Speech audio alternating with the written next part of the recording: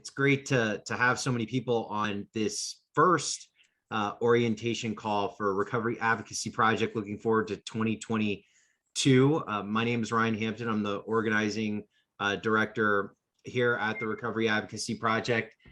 Really excited to see so many people jumping on and so many new faces that are coming out of our annual Mobilize Recovery event that we just had a few weeks ago, and so many returning folks many of you who have been with us since we started in 2018. I know the team's going to talk about it in a few moments, but we had over, I think, nearly 600 people who signed up to join their organizing team headed into the new year. And we've actually had to break up these orientation calls into several. So there'll be a few more happening for folks who aren't able to join today. And for those of you who were able to join us at Mobilize at the end of September, really exciting stuff. We had over 400 people, or nearly 400 people join us in person. We had over 1,000 people join us virtually. Close to 1,400 people total that participated in 3, full days of just fascinating and engaging programming, picking up new tools in organizing your communities. And you're going to hear throughout this call from the team in a few moments about next steps, how this all really comes together in our communities, in our backyards as we head into 2022. When we started Recovery Advocacy Project really in its full force in 2018, it was pretty much an output of Mobilize 2019. I'm sorry, Mobilize. When we started RAP in 2019, it was an output of Mobilize 2019, which was our first year. And I think we had about 150 people total who attended Mobilize in that first year. And I think we had about 60 people who were ready to take on this work following our first convening. And that number, now growing to well over 500 coming out of Mobilize 2021. I think that's an encouraging sign for the work that you're all doing and the attraction that this movement has across the board. And I'm really grateful that all of you are taking the time to join us today and really dive deep into this work. And I think, especially now, we need those encouraging signs.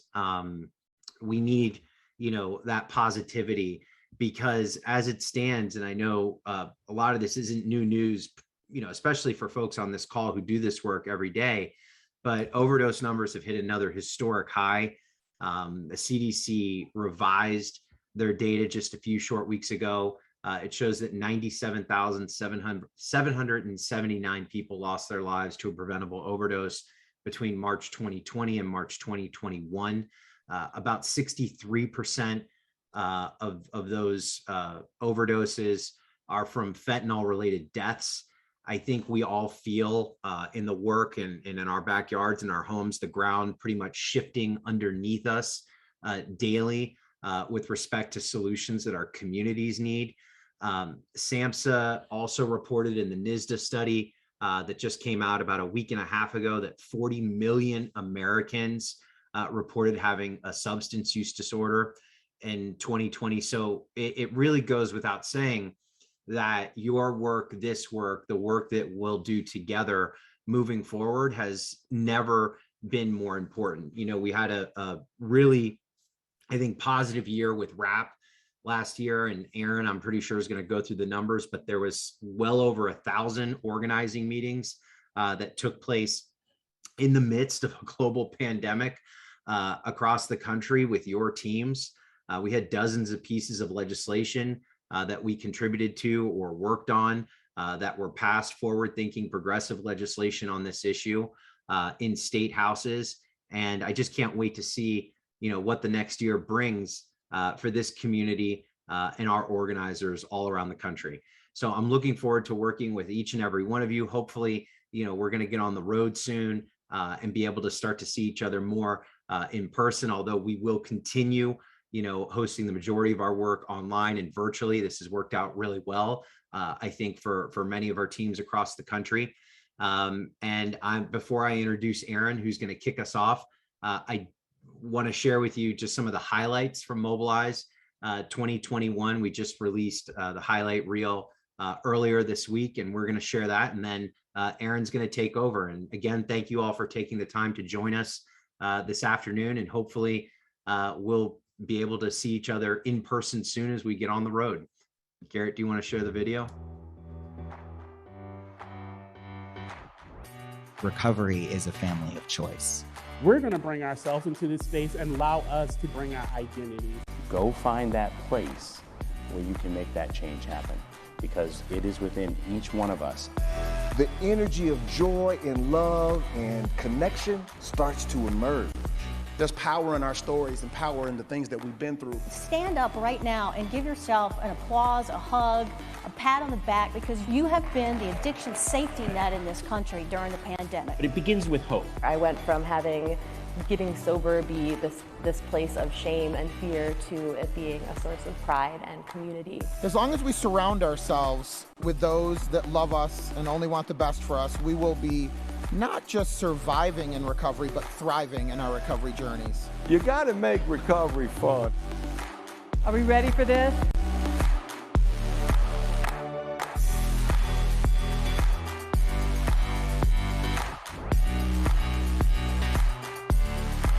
I've been inspired all night, and it is an absolute privilege and an honor to be up here celebrating the gift of recovery with you guys. We're social creatures, and we need some sort of support system and reaffirmation. What I knew is that I had no hope, and when I got here, suddenly I had hope. It is important to continue to really live out loud and to bring the voices of those who are in recovery and those who have been lost to addiction to the conversation. That's how Mobilize Recovery really comes together. We're on the cusp of this moment. Any effective advocacy effort is often, I believe, built on empathy and connection. Events like this is my way of honoring my brother. Now I stay sober because I love the life I live, and I get to help other people love their life. Our mission is extending hope and extending life. And part of that is making sure that the bridge runs both ways. I didn't think that my voice mattered, but as a family member, our voices do matter. All of us family members are in recovery. My vision is that one day we have collegiate recovery on every campus. You need to mobilize because we need to break down the stigma. You need to mobilize because we need to get to those folks that are sick and suffering. We need to mobilize because we need to bring attention to this disease.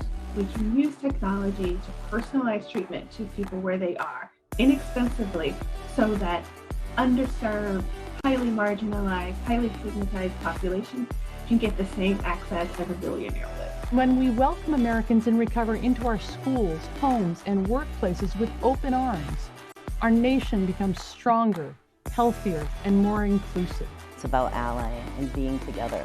If we have this many people in the room, it means we're on the right path. It's about taking what you learn here, bringing it back in the community, and having it translate into action. Connection is the antidote to addiction. We each have a story to share, and every voice matters. We need all hands on deck to end this national crisis.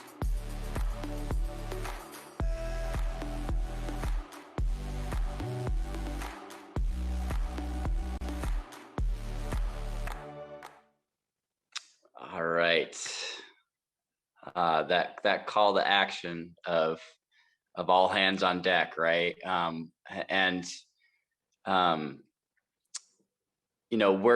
Everybody here should have gotten an organizer handbook.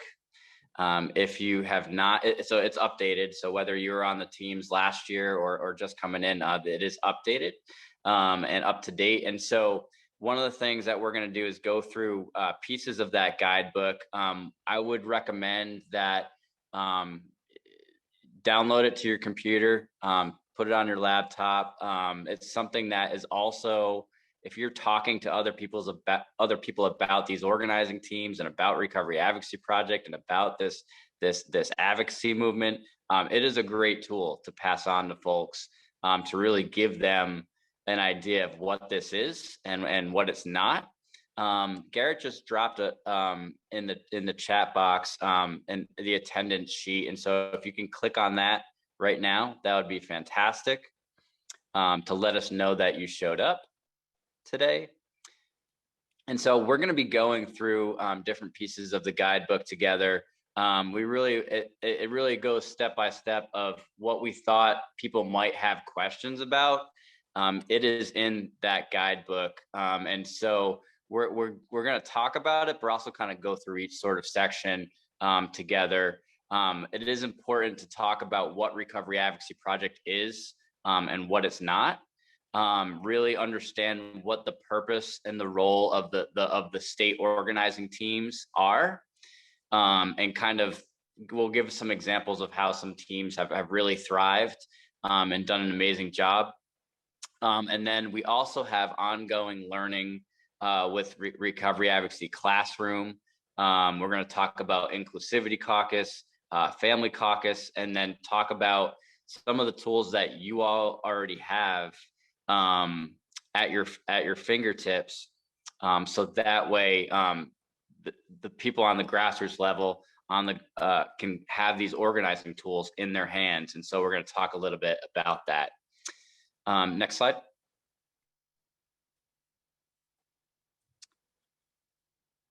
And one of the things, I think I mentioned this at the beginning, but I know some folks are raising their hand now. We're going to get the questions at the end. We're going to try to go through. Aaron, yeah. the form, I got a message is not working. I'm going to fix it right now. So that's why the hands are going up. Everyone. Okay. We'll fix it. Thank you, everybody. Thanks. Appreciate that for pointing that out. We'll make that fix and then drop that link in the chat again. So one of the things that we talk about with Recovery Advocacy Project is what we're asking people to do, what we're asking people to commit to. And so one of the things that we do have a monthly training. It's a peer learning session, just like this. Sometimes you all are doing the teaching and we're creating the space for that. And sometimes it's myself or we have an outside guest come in. And so each month, usually it is a Thursday evening, much like tonight.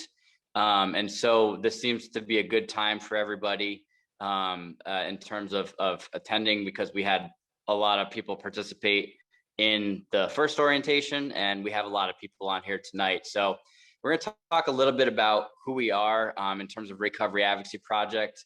When I think about it, I don't think of Recovery Advocacy Project or like an individual state Recovery Advocacy Project team, for example, as organizations. I really think about it in terms of it is a network of individuals that are working to teach one another, be there for one another, support one another, and learn from one another. And so when I think about the state organizing teams that we have over 40 states that have organizing teams that are thriving, that are working on these local campaigns. And that's really the idea, the organizing strategy that Recovery Advocacy Project adopts is that mentality of thinking and acting locally. When you think about what inspires people to get involved in this movement, when you think about what inspires people, what brought people into advocacy, it is often a local issue. It's often a personal issue. There are fantastic organizations that do national campaigns, like national anti-stigma stuff, and that's fantastic, and that work adds up too, and we have great relationships with those organizations. What the project is, how do we empower people on a local level to think and act locally and inspire social change within their communities and within their states? And so Recovery Advocacy Project in Mississippi looks different than Recovery Advocacy Project in Hawaii and Rhode Island, for that matter. And it should, because people are experiencing different issues in those states. And so I always think about it more like a project and less of an organization. So it's really this commitment to provide people in recovery from all pathways, impacted family members. Family members are a part of this recovery community. And when I say recovery community, I'm including family members in that. And people with lived experience, supporters, allies. We've created a lot of tools that will help community organizers. And this is not new. Community organizing is not new. It has been applied to other social movements. We are taking what works in other social justice movements and applying it to recovery advocacy. And so we want to go over some of these tools towards the end of the orientation. And we are encouraging everybody here this month, just take 20 minutes, take half an hour or more, and go to recoveryvoices.com. A lot of the tools that we have in terms of advocacy guides are on that site. And so really understand where things are on the website, because I guarantee you're going to have somebody at some point talk to you about an issue that wants to talk to a local zoning board or wants to write a letter to the editor, and they just need a little guidance, and you are that guidance piece there. Okay. So you're the in-between, just making sure that folks have those tools in their hands and they're empowered to create that change. Because it is hard. A lot of times I think we feel like we're alone in this, and that can get frustrating. We might feel like we end up on Leadership Island, and that is exhausting. And so Recovery Advocacy Project is about distributed leadership or distributed organizing, right? Everybody here has strengths, and you can teach those to other people. And also you can learn something from somebody else on your state organizing team. And when I think about the teams that are having the most impact right now, they have that dynamic. Like, they are a team. There's not one leader on the team leading people. They have that dynamic of everybody's like, yeah, I can do this, I can do that. Hey, can you help me with this? Great, I'll talk to you about this tomorrow. Deadline, do it. And that's how things are getting done across the country. So this is about strength in numbers. We know that there are a lot of silos. And so Recovery Advocacy Project really breaks down those silos. I used to do a lot of door knocking as a young organizer when I was like 17 or 18 for like environmental causes. I was like that kid that knocked on your door talking about clean water and all that sort of stuff. And the thing that I learned about that, it's not, it is about the issue and it's about people, but it is about empowering people and making sure people know that they have a voice. There are a lot of family members that maybe they feel like they don't have that voice. There are a lot of people in recovery that don't know that they can speak out, right? And we can harness those conversations and empower people to make their own change in their communities. Next slide, Garrett. All right, and so the purpose of your state organizing team, like, I have issues that I really care about personally. You all have issues that you really care about personally that inspire you. That's all well and good. And we encourage you to work on those issues in your communities.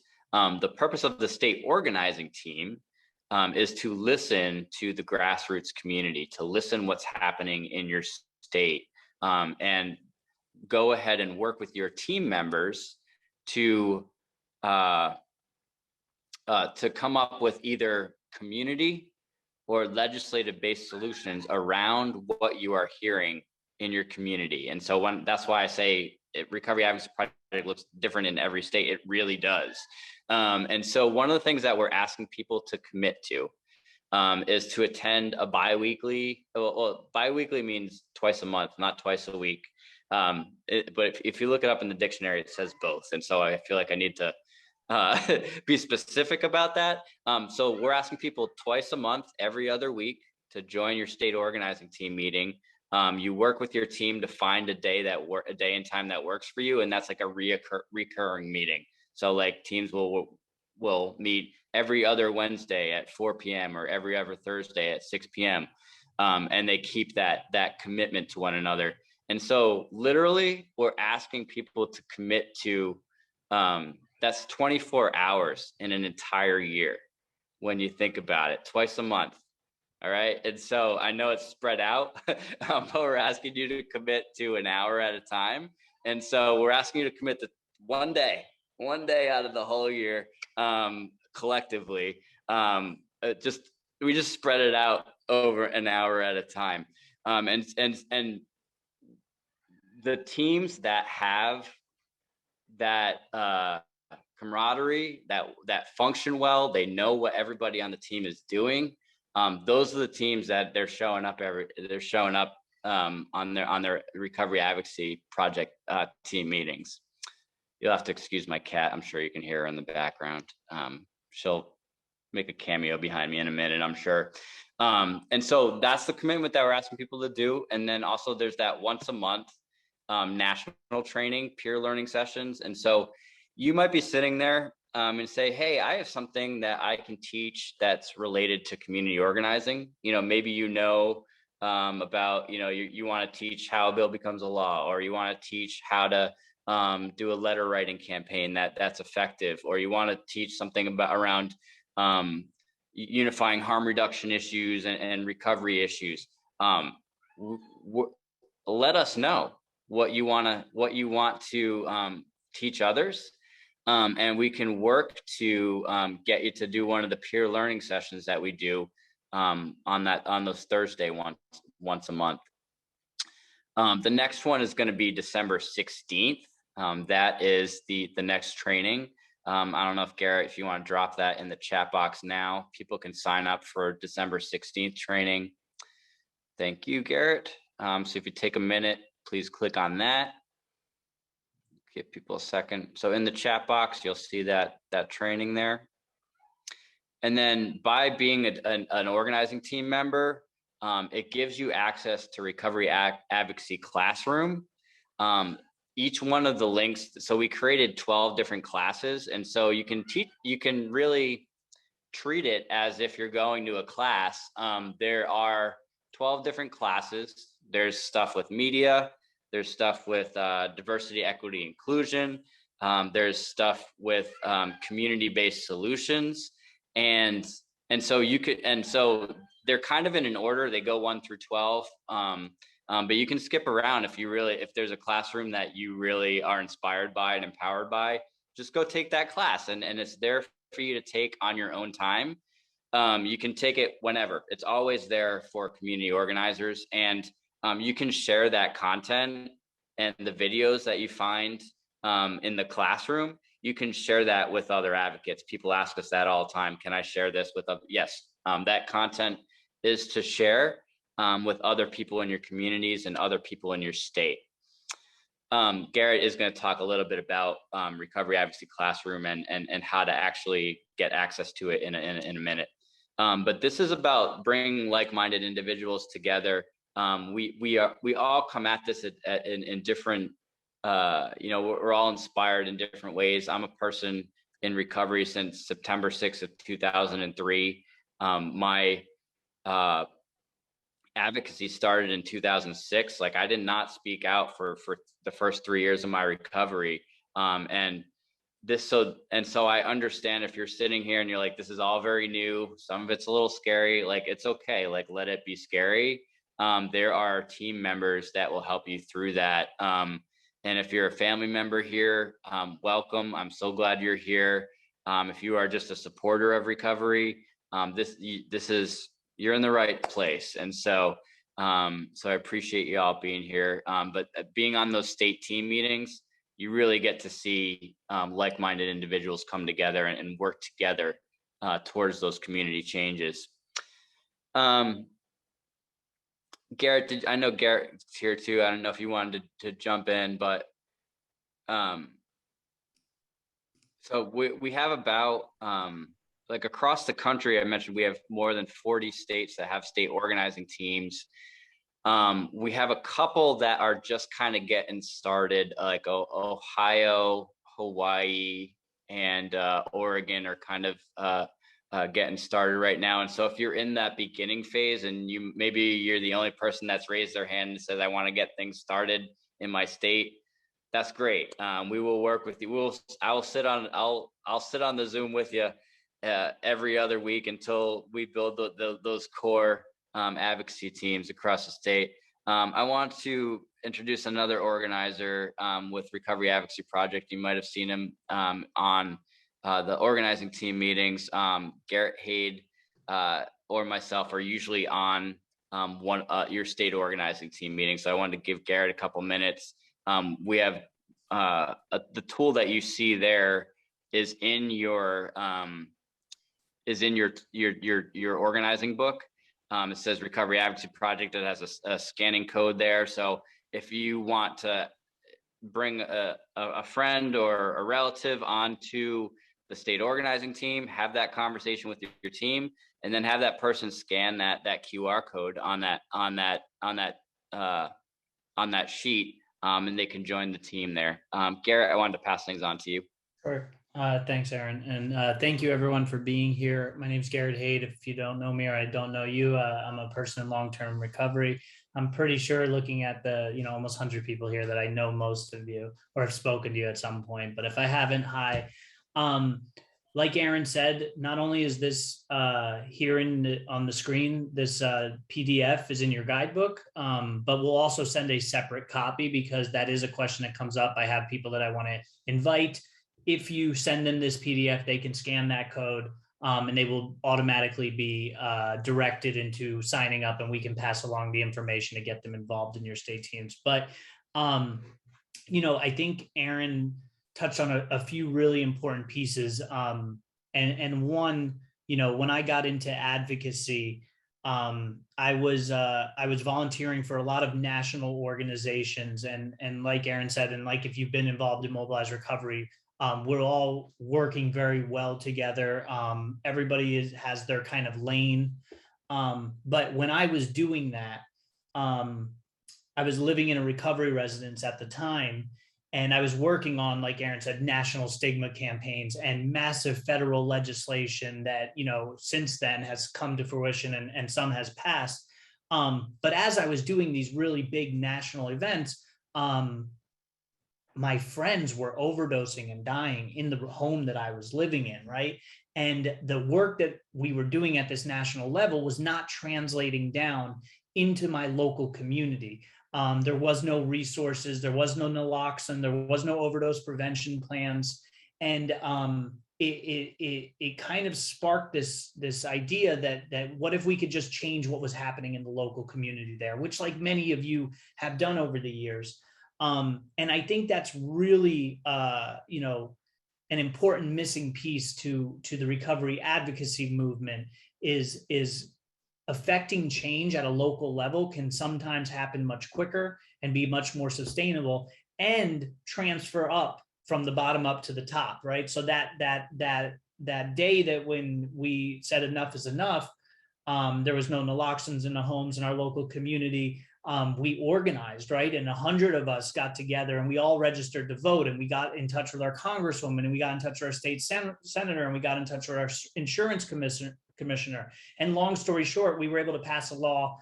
We were able to change some local ordinances in my local community, able to pass a state law. That law went to federal. And since then, that little thing that happened 5.5 years ago has translated into 500,000 units of naloxone being distributed to residences all over the country. And I think if we can replicate that over and over and over again, whether that's around naloxone or family support services or peer recovery support services or harm reduction, that is how we can, change the country and make it a more recovery friendly country per se.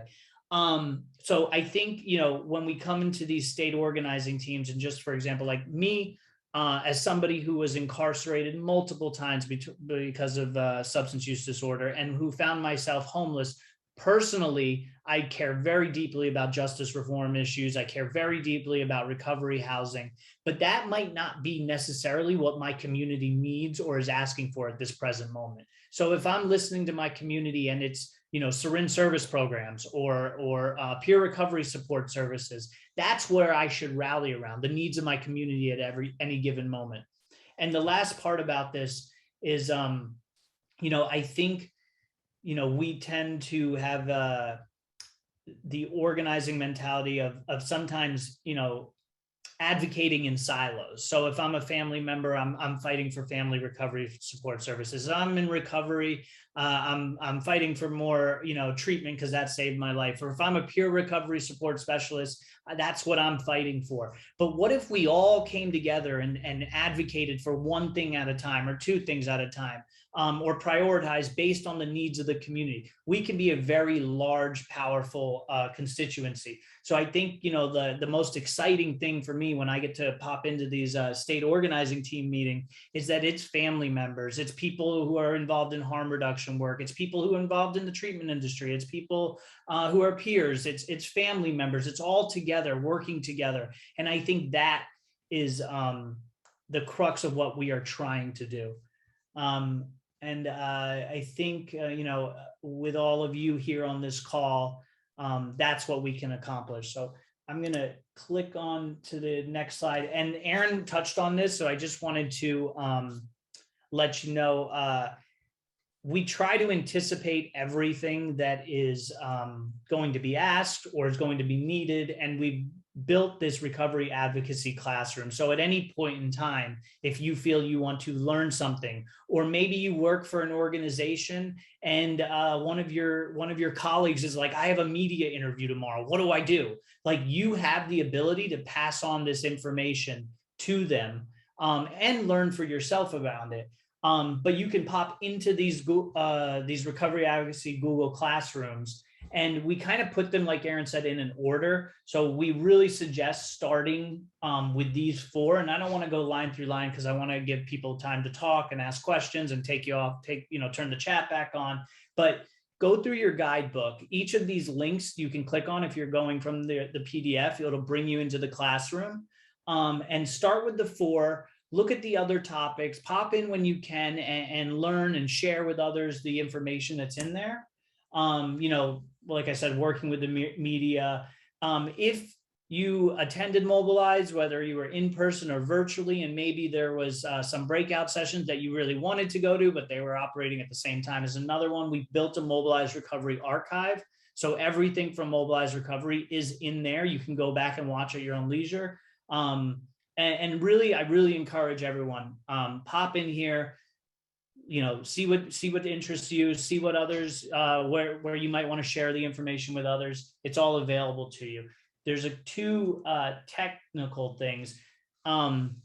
You need to have a Gmail account to go in here. And if you have a Gmail account that is set up through maybe a school or an employer, it will block that email from going in there. So if you don't have a personal Gmail, many of the people who use the classroom now have just created a new one, a separate Gmail that they can use. And then the other tricky thing, which happens to me all the time, is that if you're in your work Gmail and then you pop into your classroom, it's going to jump from that Gmail or into the classroom and you'll be blocked. And you just have to make sure that the Gmail that you have signed into your classrooms for and you have entered before is the Gmail that you are accessing. It does it to me all the time. It switches back and forth, so I get locked out.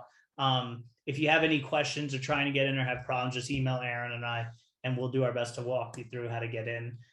This is just what it looks like. You'll have the 12 classrooms. You can go in. There's no grades or anything. It's just, it's called a classwork, but pop in. There's videos, there's documents, there's things you can download. It's all there for all of you. And, not just with the peer learning sessions, but if there's something in the classroom that you're like, that's missing, and I would love to provide that, and I'd love to let others learn from what I know, we will be happy to see where it fits in and add that as well, and just email Aaron and I. Let's see, can I go here? And I think with that, I'm going to pass it off to Carol Cruz. Thank you, everyone. Thank you so much, Aaron and Garrett, and welcome everyone to our second round of Recovery Advocacy Project Orientation. For those that don't know me or didn't see me at Mobilize or virtually, my name is Carol Cruz. My pronouns are she and Aya. I am the chair of the Inclusivity Caucus. We're an initiative that started in 2020, Mobilize virtually. We have gained, access to many members that identify as not feeling like they belonged in certain recovery spaces and in the movement. So that's why we formulated. We wanted to co-create a space where all folks felt a sense of belonging, especially around LGBTQIA+, BIPOC, Black, Indigenous, people of color or culture, as Resma Menachem so graciously shared with us at Mobilize Recovery. Also, we added into our statement last year as we were organizing. And as you can see, the purpose of the Inclusivity Caucus is to co-create and strengthen safe spaces for people of all races, ethnicities, genders, sexual orientations, language, social, economic status, ages, and abilities, to end discrimination, disparities in care, and remove systemic barriers to all who seek support. Our commitment to inclusion and the recovery advocacy movement means our members, supporters, and partners will always feel a sense of respect, connectedness, and belonging. And I had an opportunity to be on a call today with one of our lovely new members, Mr. Tootle. If you didn't have an opportunity to meet him at Mobilize, he's an amazing, amazing person. Also, there's a YouTube video out there on Facebook that he's jamming with the blues. So if you haven't seen it, we're going to make sure that you get connected to that, and Mr. Tootle. But he, sharing with him today, I asked him, what does recovery look like for him in a sense? And it is like a barrier. He said he pictures a barrier-free recovery. So just think about that as you're organizing in your states. And I'm just going to list out a couple of things of initiatives that we've worked on and we are working on for 2022. And I believe Aaron or Garrett is going to put in the chat if you want to be part of the Inclusivity Caucus. Again, identifying as a BIPOC, Black, Indigenous person of color or culture, also LGBTQIA community. Jacqueline is going to talk around more family support in the Family Caucus. So please reach out to us and we will help you get connected in either one of those caucuses. But one of the issues that I just wanted to, not issues, I don't like to call it an issue, again, there's solutions to a lot of the things initiatives that we're looking at is, again, initiatives around anti-racism, harm reduction, access to recovery, LGBTQIA+, BIPOC, access to equitable healthcare, human justice, cultural responsiveness, language first. And those is just the tip of the iceberg of what we are looking at. We're looking at the upper surface of things and also what's beneath that surface that we don't see, especially in the recovery movement. So looking forward to working with anyone that, anyone that wants to access things in language and support and sense of belonging in the Inclusivity Caucus. I'll put also my email in the chat and go from there. I'll pass it back on to Aaron or Garrett. Thank you.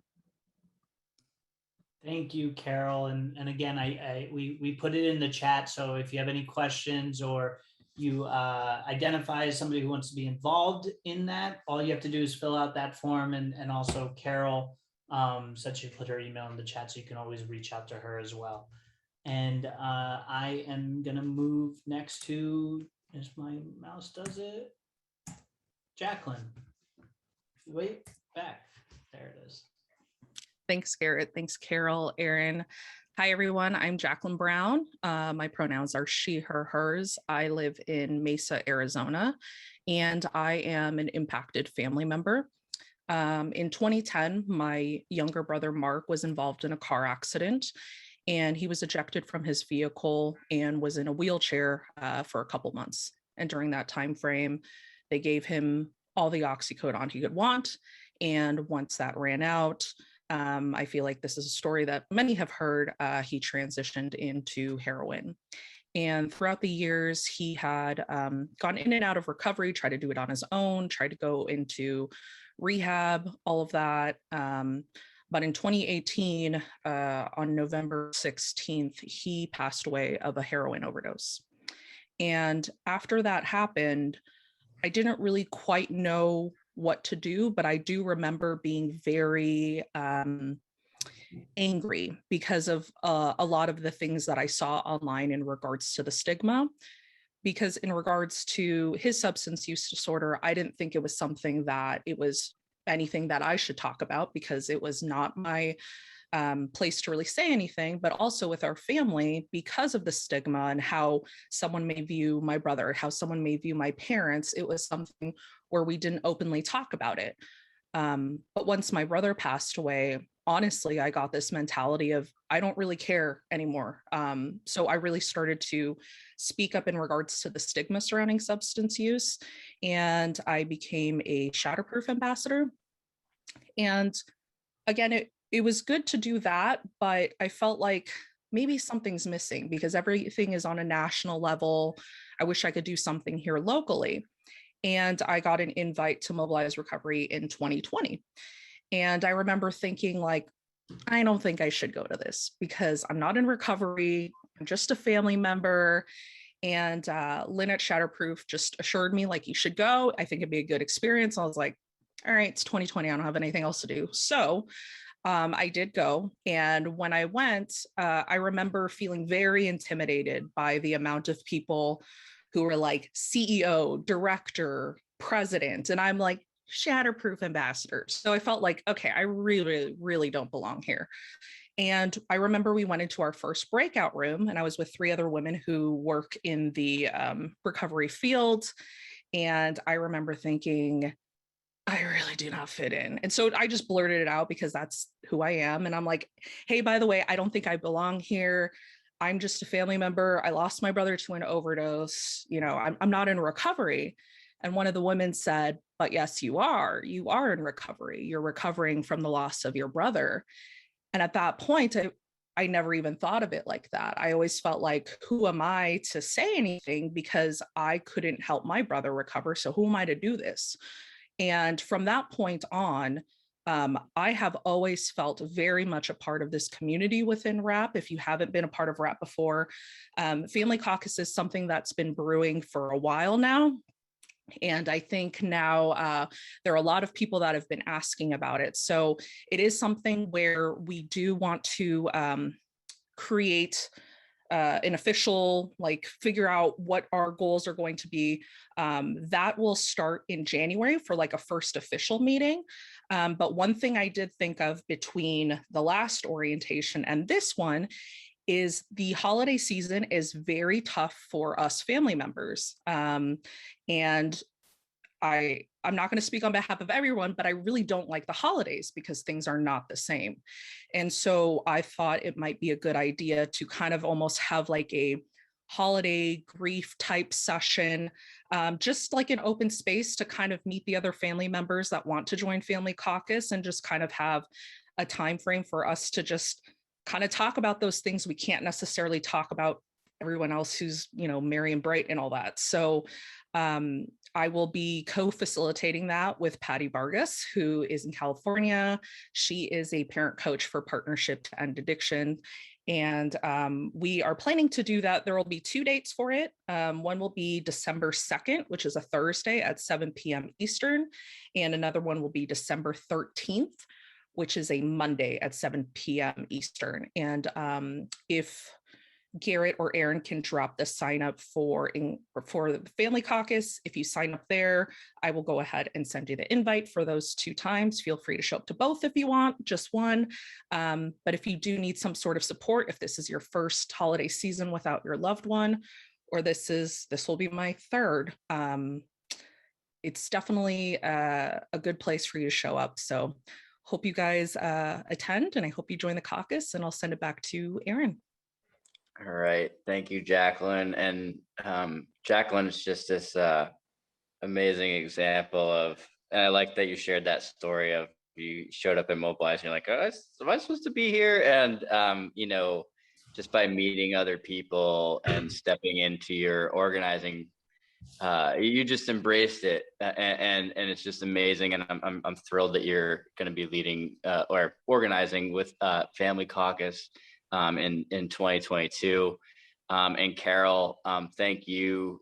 Just every time I talk to people in the Inclusivity Caucus, or we have a training that's hosted by the Inclusivity Caucus, like, it is important that we understand, you know, recovery advocacy work is anti-racism work, is working against laws that are based in transphobic or homophobic, right? The most marginalized individuals that we can work to center actions, center conversations.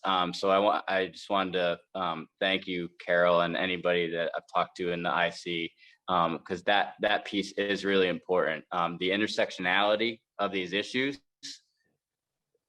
they're hand in hand, and so that's what this is. And so if we can, when we are organizing in our communities, think about those marginalized individuals, make sure they're in the state organizing team meetings. It's not just about the people who are on your team, it's who is not there. Really have that conversation with your other team members, and ask why are they not there, and so it's important to really kind of understand how important that piece is to growing this advocacy movement together. I wanted to point out just a couple of the tools that we already have for people. So we at recoveryvoices.com, please spend some time there. There's an advocacy guide that will, you know, you can go through that advocacy guide, and it's how to organize the town hall meeting, how to do a letter to the editor, how to do a press release, and those are all things that, you know, we asked people what they needed. So we put guidebooks together, and if we didn't know how to do it, we asked somebody in this space to help us with it. I think Caroline from Tennessee is here. She was able to be very helpful on how to do a media advisory and a press release. And so if you see something that's missing there, and you're like, hey, I want to do a how-to guide, contact us. We put our emails in the chat box. And then also pretty new, as in we just featured it in 2021, is a model legislation page. We're going to be going into that a little bit more in depth on the December training, because a lot of times people want to, you know, pass a law that will expand Narcan at all the college campuses in the state. That's something that California is actively working on. That's something that Michigan is looking to work on. How do you introduce that bill, right? How do you, so we basically, on the model legislation page, it has almost every single issue that you can think of that impacts this community, and we're constantly adding to it.